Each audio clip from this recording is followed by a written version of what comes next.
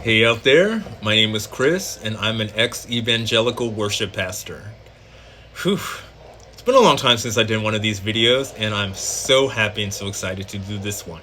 So, the last time I left you, I was doing videos about Christian music, but today I thought I would do something that is a little bit more relevant to everybody's everyday life. So, I am an HIV counselor and a sexual health counselor in Las Vegas, and what we're going to talk about today is a very uncomfortable subject for a lot of people, and most of all, Christians. Today, we're going to talk about sex. And I'm going to talk about my history with sexual education in a Christian evangelical church. So, let's begin. A big part of my job as a sexual counselor is to figure out the risk factors for each and every one of our clients and patients. So, basically, I have to ask them what kind of sex they're having and who they're having sex with, and if they use protection. Now, these are all common things. Sex is such a beautiful, wonderful thing, and it's the magical miracle. It's the magical miracle thing that got us all here. So there's absolutely no shame attached to it, and no stigma should be attached to any kind of sexual activity. As long as you are educated and you are protecting yourself, there should be absolutely no problem with what kind of sex you are having. That being said, the Christian church does not talk about sex whatsoever. So, going back into my own past, being an evangelical worship pastor, before that, I happened to be in a Christian youth group. And in Christian youth group, there was this wonderful lady who did a teaching for both the young men and the young women in our youth group. Now, just like a lot of schools, they split us up.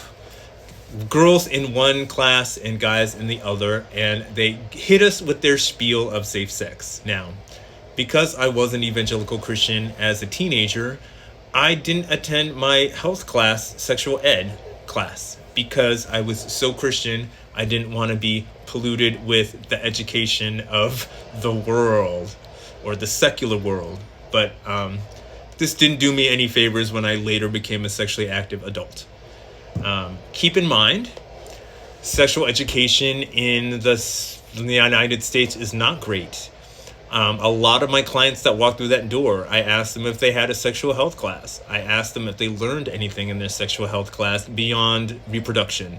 And the answer is pretty much the same across the board. Absolutely not. Do any of my clients feel that sex ed class prepared them to be a sexually active adult? And the answer is always no. Why is that? Sexual education in the United States is lacking.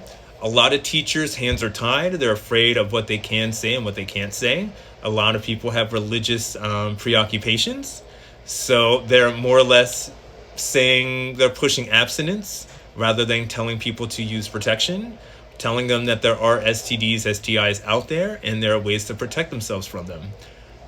This is a disservice, both to the adults that grow up from out of that class, and it's a disservice to all the sexually active teens whose hormones are going crazy. So, when I was an evangelical Christian in youth group, there was this lovely lady Nadine that talked to our youth group, and she would tell us things about sex. Everything she told us about sex was completely and utterly scientific trash. The lady was not skilled. She was not educated in the medical field. Sure as hell wasn't a fucking nurse. She was just a Christian mom who didn't want her kids to have sex. And hey, I appreciate that, but join us all here in reality. When you're a teenager and your hormones are blasting, you are going to want to have sex. And the sex drive is a completely natural, wonderful, beautiful thing, as long as you are protecting yourself and as long as you are well educated.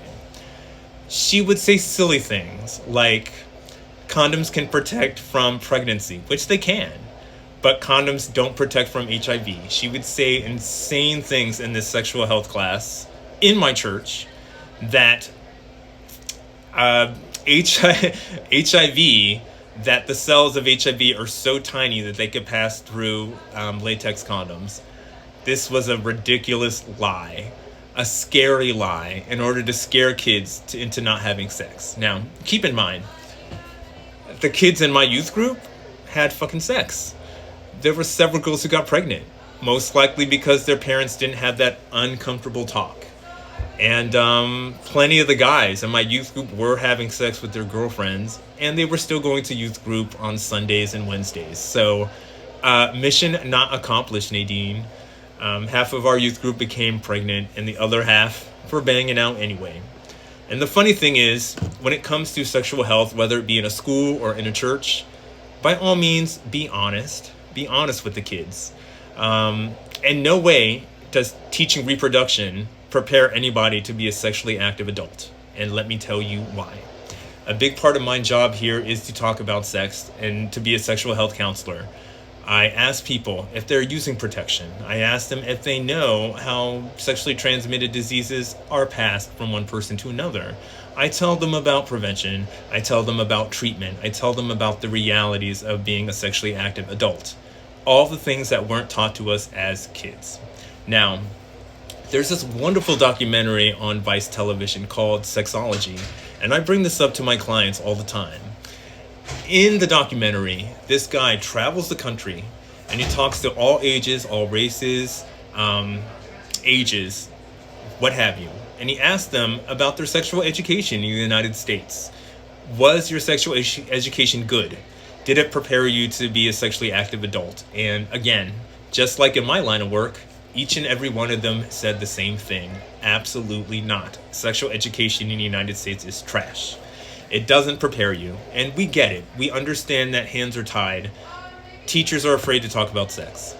I work in the medical field. I've met plenty of doctors and nurses who are nervous as heck talking about sex. But the reality is, if you are a sexually active adult, you should be able to talk about sex comfortably. And you should be able to have that uncomfortable conversation with your partners, your sexual partners. Whether it be, hey, we're about to smash, do you get tested for HIV? Or, hey, we're about to smash, do you care about your health and the health of your partners? Hey, do you get tested regularly for STIs? Yes, uncomfortable conversations, true. But honestly, if you're about to get naked with a stranger or someone who is a recently brand new friend, by all means, ask those uncomfortable questions. Ask if they use condoms. Ask if they use protection. Ask if they get tested. So when it all comes down, not being honest with your kids, not being honest with yourself is not doing you any favors. Being a sexual health counselor, I see a lot of it every day. I see a lot of public education that didn't serve people very well when they became sexually active adults. When I was a born-again Christian and I had later had work in the sex industry, I saw plenty of people from my old church who were involved in risky sex, and they were not prepared for what came afterwards. So now that I work in sexual health, I could only suggest to people to protect yourself and to get educated and to challenge yourself, to respect yourself and know your status, use protection, share your status with your partners, ask those uncomfortable questions, have that uncomfortable conversation with your partners. Hey, do you get tested for HIV? Do you get tested for STIs? Are you HIV positive? Are you negative? Do you know what PrEP is? Do you care about your health? Do you care about the health of your partners? Again, difficult questions, but ask them. You're about to get naked with somebody. It's very intimate. You might as well get a little bit dirty before and ask them what will protect you. When it comes to your children, it is not serving them, lying to them, trying to scare them into being abstinent. Telling people that the baby Jesus cries every time you have sex will not protect them.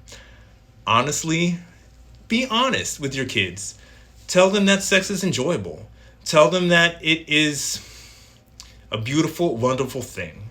Tell them that it is the magical, miracle reason how we all got here. But by all means, tell them the truth.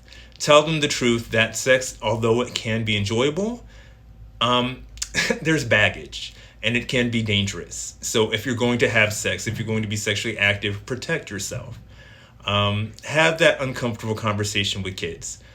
When you're a teenager, your hormones are exploding all over the place. By all means, maybe a conversation, maybe some education would have helped some of the kids who I went to school with not become pregnant or not get STIs. So have that uncomfortable conversation. Be honest. Talk to your kids. Don't ignore the truth. It won't serve them well. Again, I'm Chris. I'm an ex-evangelical Christian. Now I am a sexual health counselor. By all means, be honest with yourself. Be honest with your partners. Be honest to your kids. Serve them right. Stay healthy, stay happy, stay safe out there. Look out after one another. I'm Chris, the ex-Christian. Hugs, health, happiness from Las Vegas.